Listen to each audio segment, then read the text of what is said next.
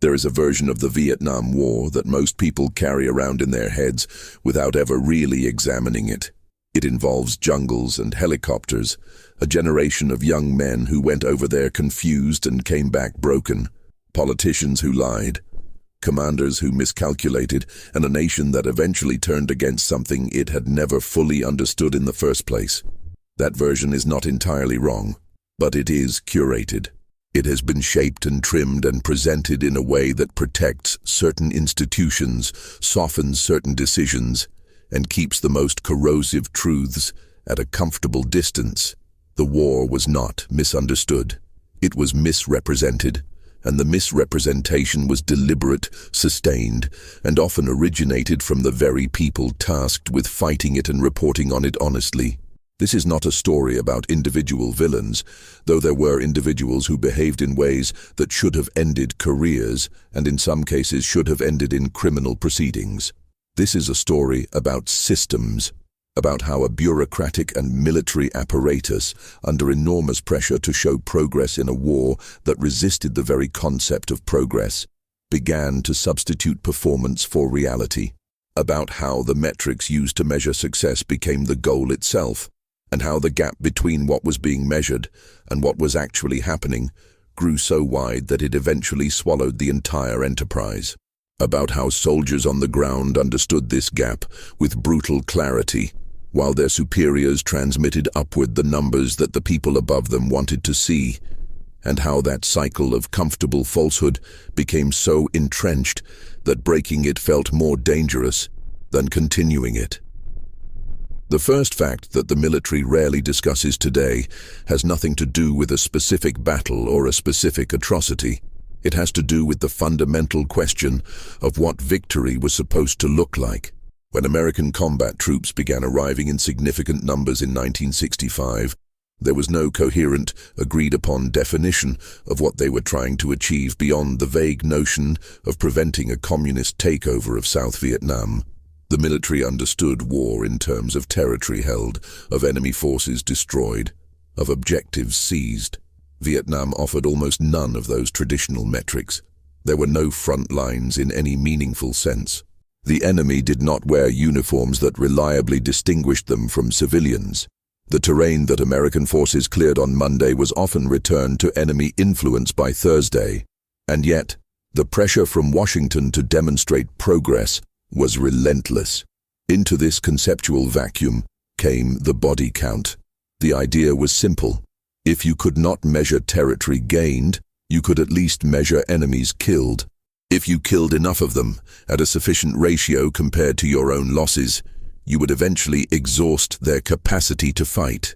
This was the logic of attrition, and it was embraced with a kind of mathematical confidence that should have been immediately suspicious, given how little was actually known about the enemy's capacity and willingness to absorb losses. General William Westmoreland, who commanded American forces from 1964 to 1968, became so committed to this framework that body counts became the primary currency of military success.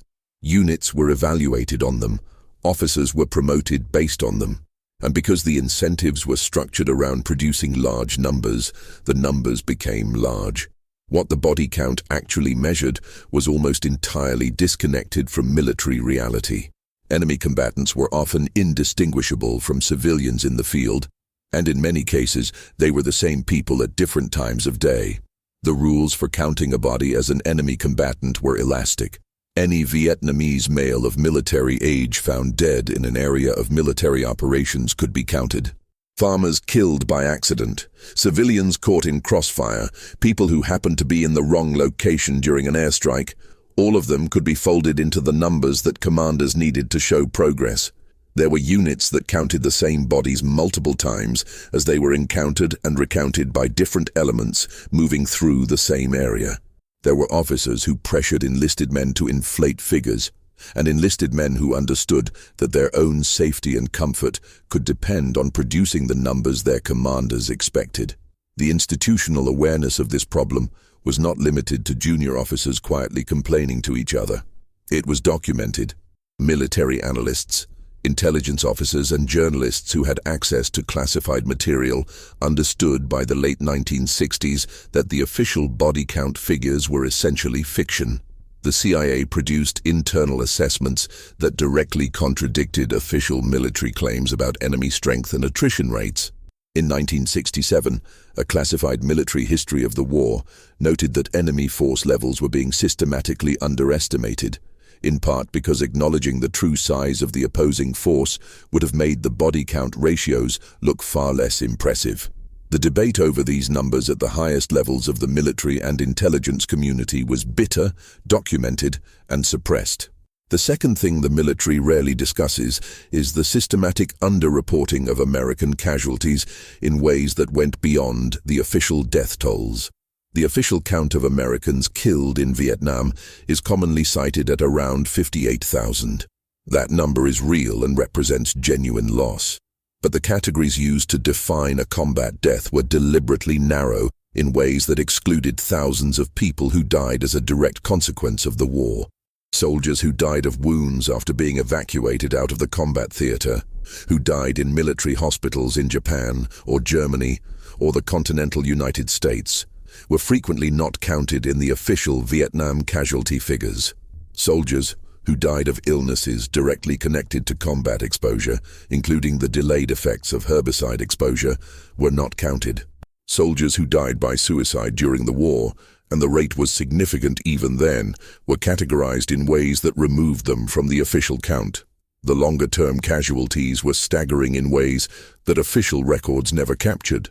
The Veterans Administration eventually estimated that more Vietnam veterans died by suicide after the war than died in the war itself, though that figure has been contested and is difficult to verify precisely because the record-keeping in this area was so poor, and the institutional incentives to document it were so limited.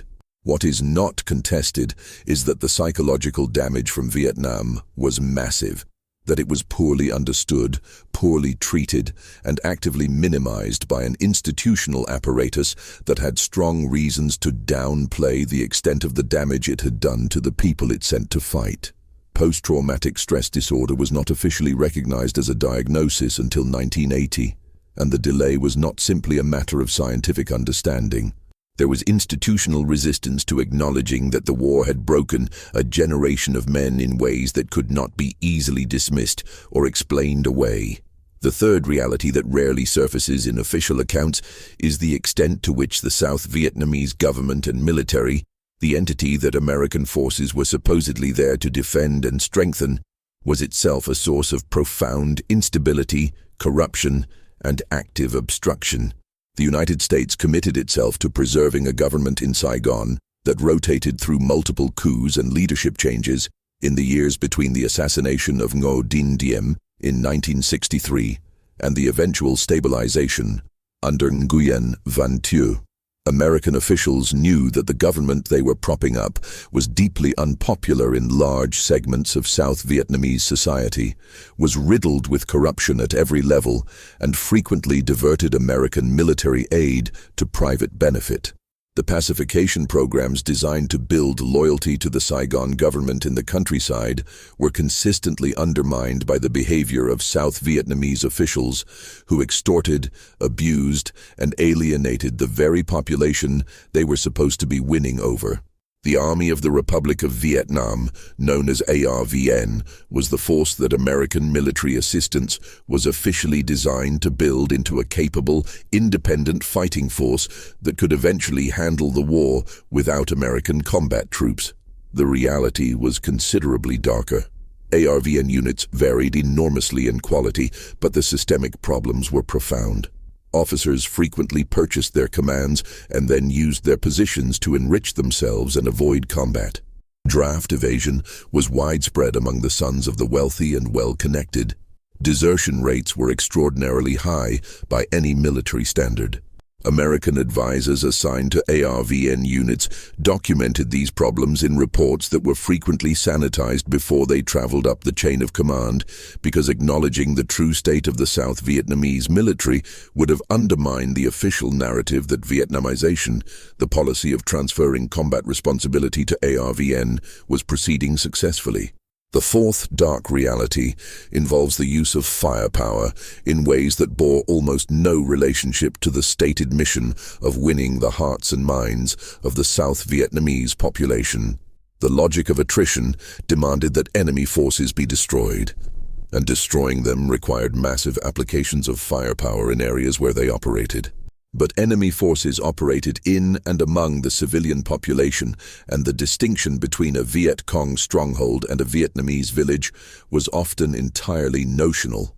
The Free Fire Zone policy, sometimes euphemistically relabeled as specified strike zones, designated large areas of South Vietnam as spaces where anything that moved could be engaged without further authorization.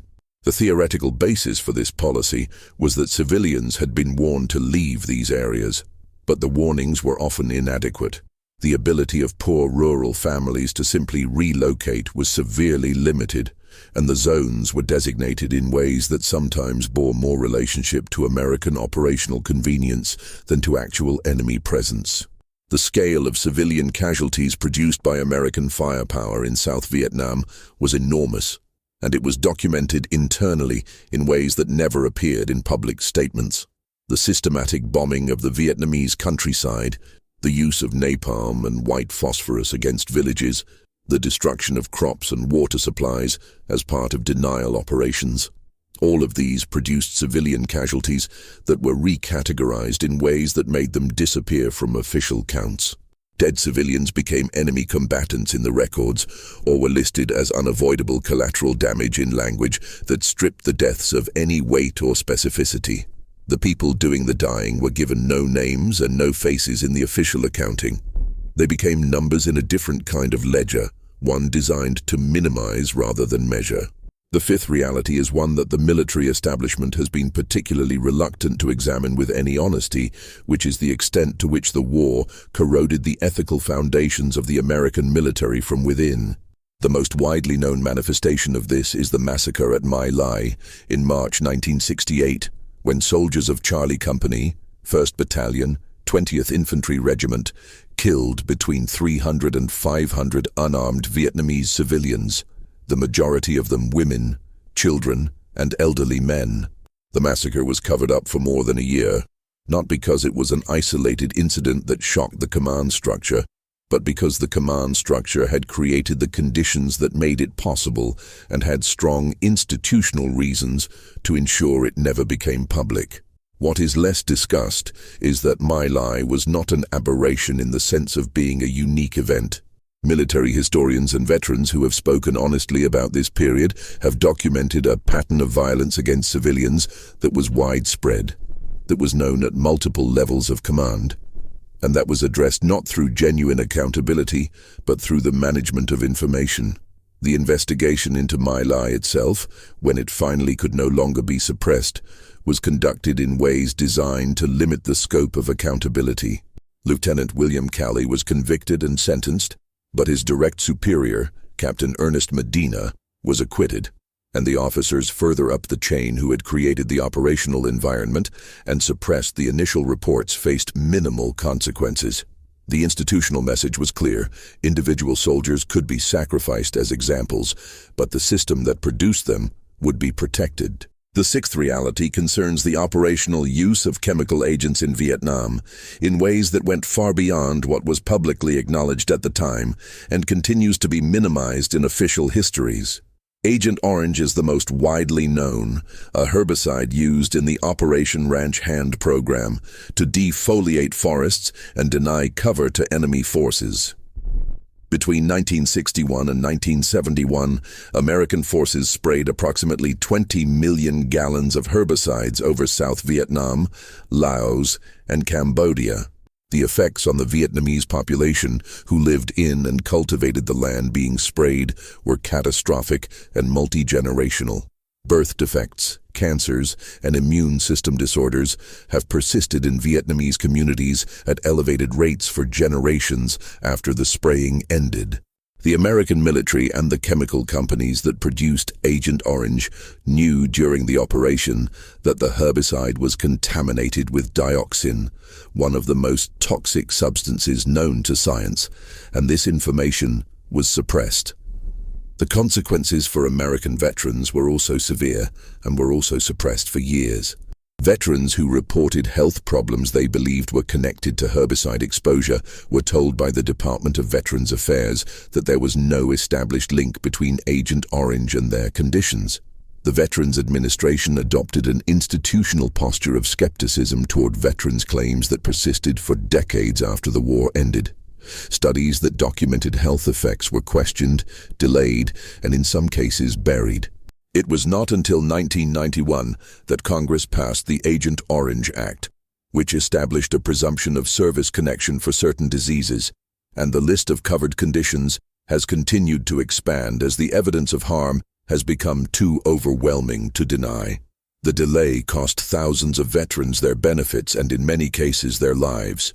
The seventh reality that official accounts tend to elide involves the fragging phenomenon, which was the practice of American soldiers attacking, and in many cases killing, their own officers and non-commissioned officers. The term comes from the use of fragmentation grenades, which could be rolled into a sleeping area or tent and left to detonate without direct confrontation. The practice existed throughout the American military's history in moments of extreme stress and breakdown, but Vietnam produced it at a scale and with a frequency that was genuinely extraordinary. The Department of Defense's own statistics, which are almost certainly undercounts given the institutional incentives to classify these deaths as accidents or enemy action, recorded more than 800 confirmed or suspected fragging incidents between 1969 and 1972 alone. The fragging phenomenon was a symptom of a complete breakdown in the relationship between leadership and the LED. By the late 1960s, morale in many American units had collapsed to a degree that the military itself was struggling to acknowledge. Drug use was rampant. Racial tensions that reflected and often exceeded the tensions in American society were tearing units apart. Soldiers who had watched the logic of attrition produce nothing but more casualties and more circular operations, who had fought over the same terrain multiple times with the same lack of lasting result, who had seen friends die in operations that were clearly designed to produce body count numbers rather than strategic advantage, were no longer willing to follow officers they considered incompetent, corrupt, or indifferent to their lives. The fragging of officers represented the extreme end of a spectrum of resistance and non-compliance that had become endemic. The military's response to this internal collapse was, characteristically, to manage the information.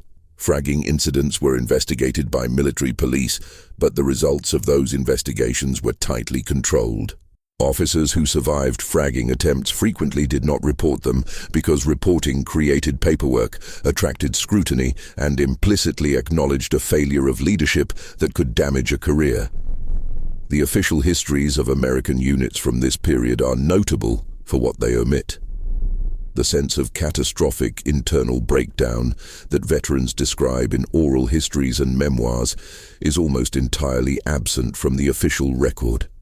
The eighth reality involves the air war in ways that went far beyond what the American public understood at the time. The bombing of North Vietnam is reasonably well documented in its outlines, but the scale of the bombing campaign in Laos is far less known and was deliberately kept from public awareness for years. Operation Menu, the secret bombing of Cambodia that began in 1969 under the Nixon administration, is now part of the historical record. But the falsification of records used to conceal it from Congress represents one of the most direct examples of institutional deception in the entire war. Military officers were ordered to file false reports that attributed bombing missions in Cambodia to locations in South Vietnam. The officers who carried out these falsifications did so under direct orders from the highest levels of the chain of command. The bombing of Laos over the course of the war was, by any measure, the most intensive aerial bombing campaign in human history. More tonnage was dropped on Laos than was dropped on Germany and Japan combined during the entirety of World War II. The targets included the Ho Chi Minh Trail Network and Pathet Lao communist forces, but the bombs also fell on villages, farms and civilian populations across much of the country. Unexploded ordnance from this campaign continues to kill and maim Laotians today, more than 50 years after the bombing ended. The American government has provided some funding for unexploded ordnance clearance, but the scale of the commitment has been consistently criticized as inadequate, given the scale of the original destruction. The ninth reality concerns the role of race in shaping who fought the war and how. The Vietnam-era draft, in theory, applied to all eligible American men between certain ages. In practice, it was administered in ways that systematically directed the burden of service toward the poor, toward Black Americans and other minorities, and away from the college-educated, the well-connected, and the economically privileged. College deferments kept large numbers of middle and upper-class white men out of the draft pool. The medical and occupational deferment systems were more accessible to those with resources and contacts. The result was a military that was disproportionately drawn from the lower economic strata of American society, and that contained a higher proportion of black soldiers relative to their share of the general population. This demographic reality intersected with the conditions of the war in ways that were explosive. Black soldiers were disproportionately assigned to frontline combat units and experienced casualty rates that exceeded their representation in the military as a whole in the early years of the war. The racial tensions that were tearing American society apart in the late 1960s, in the wake of the assassination of Martin Luther King and the urban uprisings that followed, were transported directly into military units. There were instances of race riots in military installations in Vietnam and in bases around the world. There were documented cases of white officers being targeted by black soldiers who perceived the command structure as an extension of the racial hierarchy that oppressed them at home. None of this appeared in official military communications in any form that conveyed the actual severity of the problem. The 10th reality involves the systematic failure of military intelligence, not in the sense of individual analytical errors, but in the sense of a structural distortion of the intelligence process that made honest assessment almost impossible. Intelligence about the enemy, about the state of pacification, about the effectiveness of bombing campaigns, and about the reliability of South Vietnamese forces all flowed through a process that was powerfully shaped by what commanding generals wanted to hear. Analysts who produced assessments that contradicted official optimism found their work questioned, their conclusions revised, and their careers potentially damaged. The pressure was not always explicit, but it did not need to be. The institutional culture made clear what kinds of conclusions were welcome and what kinds were not. The most dramatic documented example of this distortion is the debate over enemy order of battle estimates that preceded the 1968 Tet Offensive. Military intelligence, under pressure from the command, had systematically underestimated the size of the Viet Cong and North Vietnamese forces in South Vietnam. A CIA analyst named Sam Adams documented this underestimation in detail, showing that the military was excluding entire categories of enemy fighters from its official order of battle in order to prevent the force ratios from looking too unfavorable. His findings were suppressed, revised, and ultimately not incorporated into the official estimates. When the Tet Offensive began in January 1968, with coordinated attacks on more than 100 South Vietnamese cities and towns, the scale of the assault revealed in concrete and undeniable terms how comprehensively the official picture of the war had diverged from reality. The Tet Offensive itself, the 11th reality in this accounting, is commonly understood as a military defeat for the North Vietnamese and Viet Cong forces, but a psychological and political victory that turned American public opinion against the war. That framing is accurate as far as it goes, but it omits the degree to which the offensive represented a catastrophic failure of the entire intelligence and assessment apparatus that the American military had constructed. The offensive was not a complete intelligence surprise. There were warnings, fragmentary but significant, that a major operation was being planned. Those warnings were evaluated against the background of official optimism and found insufficient. The institutional resistance to assessments that disrupted the official narrative had literally made it impossible to process the signals that were there. The aftermath of Tet produced one of the most revealing moments in the entire war. General Westmoreland, whose command had failed to anticipate the offensive, requested an additional 200,000 troops to exploit what he characterized as new opportunities created by the losses the enemy had suffered. The request leaked to the press and produced a firestorm. What made it devastating was not just the number, but the implication. After years of official optimism, after years of body counts and progress reports, and light at the end of the tunnel, the commanding general was asking for a massive escalation that would have brought total American forces in Vietnam to nearly 750,000 men. The gap between the public narrative and the operational reality had become impossible to paper over. The 12th reality involves the Phoenix program, the counterinsurgency operation that ran from 1967 to 1972 and was designed to identify and neutralize the Viet Cong political infrastructure embedded in South Vietnamese civilian society. The program operated through a network of provincial reconnaissance units that combined South Vietnamese government personnel with American CIA and military advisors and conducted targeted operations against suspected Viet Cong cadres. The official statistics credited the program with neutralizing more than 80,000 enemy operatives through capture, defection, or death. Those numbers were used to argue for the program's effectiveness. What the numbers concealed was the extent to which the program had become a vehicle for settling personal scores, eliminating political enemies of local South Vietnamese officials, extorting money from people who could pay to avoid being designated as enemy suspects, and producing casualty figures through means that bore no relationship to any legitimate counterinsurgency objective. The interrogation methods used within the Phoenix program's operational apparatus were documented by American participants in congressional testimony and in later accounts that are uncomfortable reading. Prisoners were subjected to prolonged sleep deprivation, electric shocks applied to genitals and other sensitive areas, near drowning, and in documented cases, to being thrown from aircraft during interrogation flights. American advisors were present during many of these interrogations.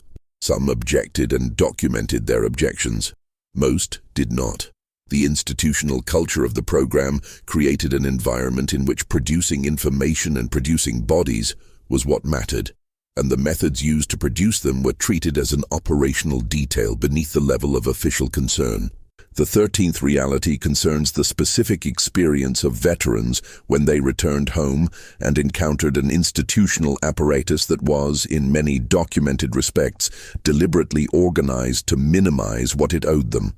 The narrative of veterans being spat upon and called baby killers by anti-war protesters has been examined extensively and found to be largely mythological, in the sense that documented instances are far rarer than the widespread cultural memory suggests. The actual experience of many returning veterans was something more banal and in some ways more corrosive: indifference.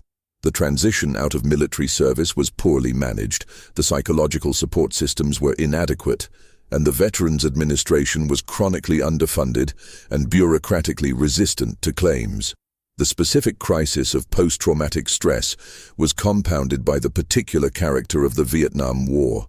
Unlike veterans of World War II, who returned in groups on ships after a defined conflict that had ended in clear victory, Vietnam veterans were rotated out individually after their 12-month or 13-month tours, often going from active combat operations to a civilian airport in the United States within 24 hours. The psychological transition that earlier generations had been able to make collectively, over weeks of travel and in the company of people who shared the same experience, Vietnam veterans were expected to make alone and immediately. The systems that existed to support them were designed for a different war and a different era. The 14th reality involves a specific and rarely discussed dimension of the drug crisis that overwhelmed American military units in Vietnam by the late 1960s and early 1970s. Heroin became widely available to American soldiers in Vietnam, and the availability was not accidental. The heroin supply that reached American troops in Vietnam was connected to Southeast Asian drug networks that the CIA had relationships with in the context of its operations in Laos and elsewhere in the region. Air America, the CIA's proprietary airline, was used in ways that facilitated the movement of opium through the region, primarily as a byproduct of the political and military relationships the agency was maintaining with Hmong and other irregular forces in Laos. The connection between CIA operational activity and the drug trade that eventually reached American soldiers was documented by journalists and later by the Kerry Committee investigation in the 1980s. Though the full dimensions of the relationship have never been definitively established in a way that satisfied all investigators. What is not in dispute is that heroin addiction among American troops in Vietnam reached levels that were genuinely alarming to military commanders and to Washington. A 1971 congressional investigation found that approximately 15% of American soldiers in Vietnam had used heroin, and that a significant portion had developed dependence. The military's response was characteristic. The problem was investigated, reports were produced, programs were announced, and the scale of the crisis was managed in official communications in ways that minimized its visibility. The soldiers who came home addicted were processed back into civilian life without adequate treatment infrastructure and with a legal environment that treated their addiction as a criminal matter rather than a medical one. The 15th reality concerns the specific dynamics of the 1972 Easter Offensive and the subsequent Paris Peace Accords in ways that are deeply uncomfortable for the official narrative of how the war ended. The Easter Offensive, launched by North Vietnam in March 1972 with conventional military forces, was beaten back with massive American air support and revealed both the limitations and the possible effectiveness of ARVN when backed by American air power. The Nixon administration used this outcome to support the case for Vietnamization, arguing that South Vietnam could defend itself if provided with sufficient air support and military equipment. The Paris Peace Accords, signed in January 1973, were presented publicly as achieving peace with honor, a phrase that has aged poorly. What the accords actually produced was a ceasefire that both sides violated almost immediately, a withdrawal of American combat forces that left North Vietnamese forces in place in South Vietnam, and a set of guarantees that the Nixon administration privately acknowledged it lacked the political capacity to enforce.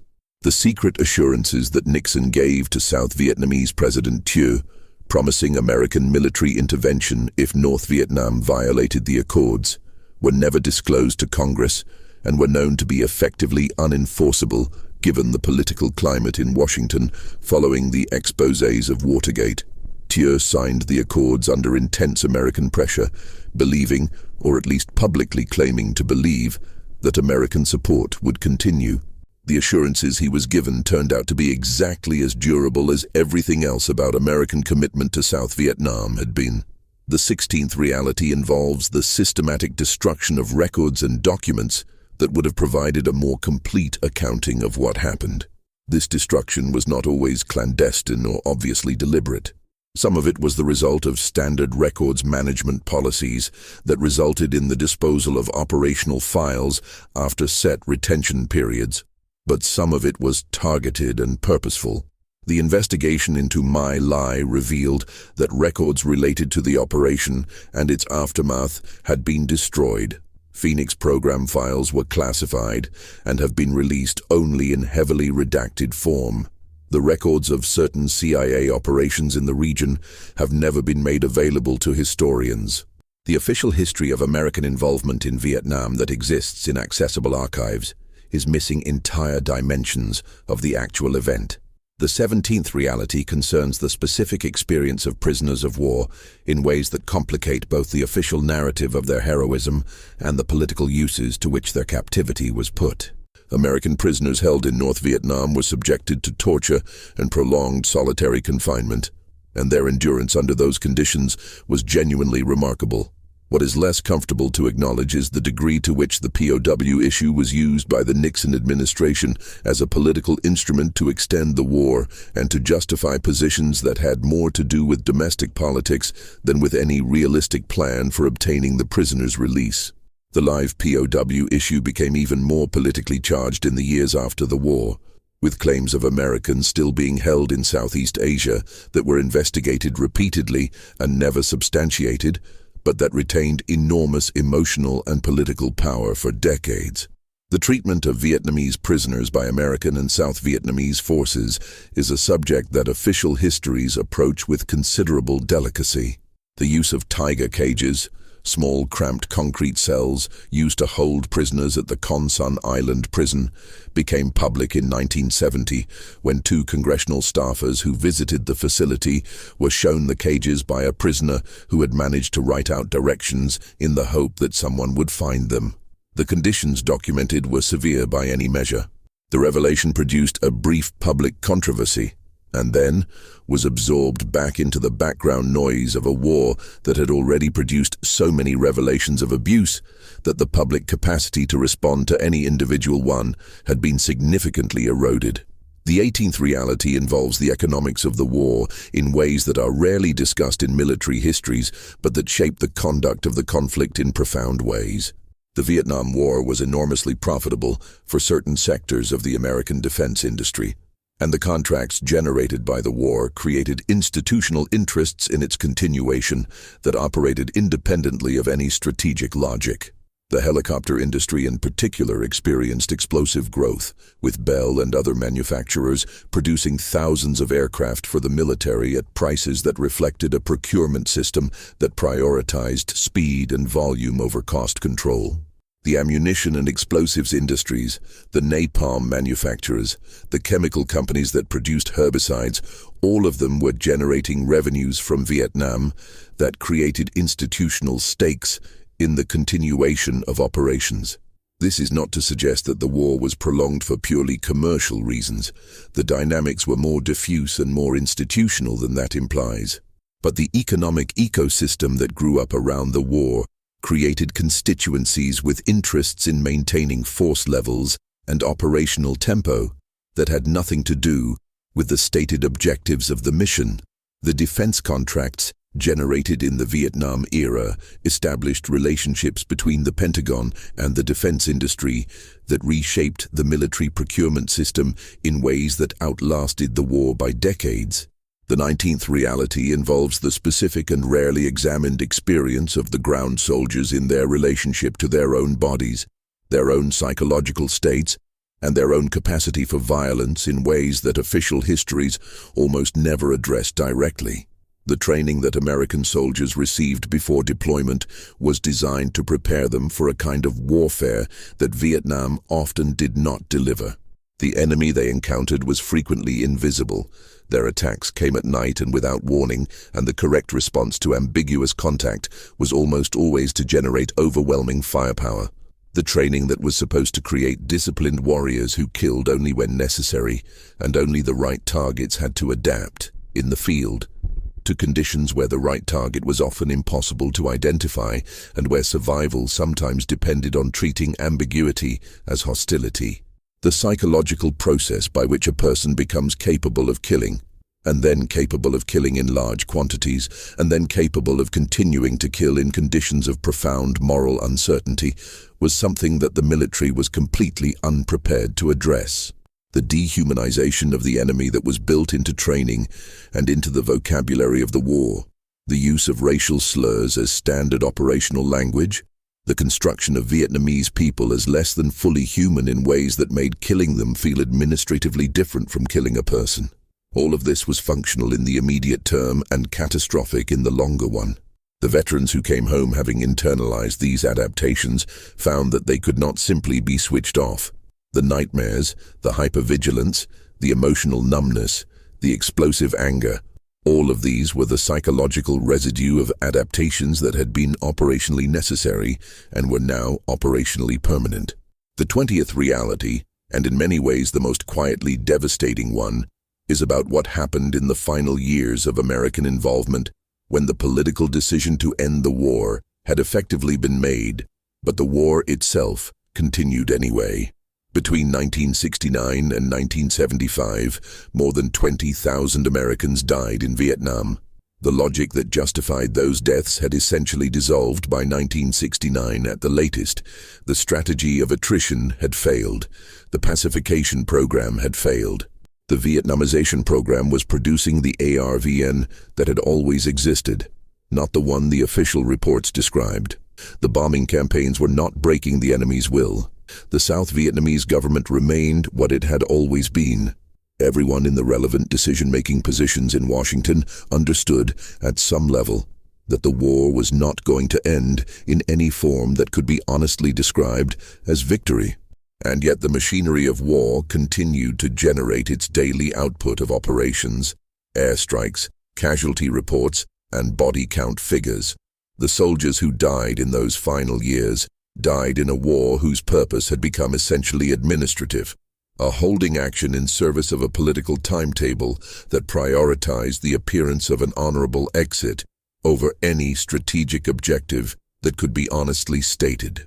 The distinction between dying for a cause and dying to manage the optics of a withdrawal is not one that official histories tend to draw with any clarity, because drawing it too clearly would require acknowledging something about the relationship between institutional decision-making and human life that is genuinely difficult to absorb. The war in Vietnam ended, officially, not when the fighting stopped, but when the last American was evacuated from the roof of the embassy in Saigon in April 1975, a scene that was photographed and televised and has become one of the defining images of American military and political failure in the 20th century. What the photograph does not show, what no single image could capture, is the decades of accumulated institutional dishonesty, the systematic falsification of metrics, the suppression of inconvenient assessments, the protection of careers over the acknowledgement of reality that produced the moment it depicts.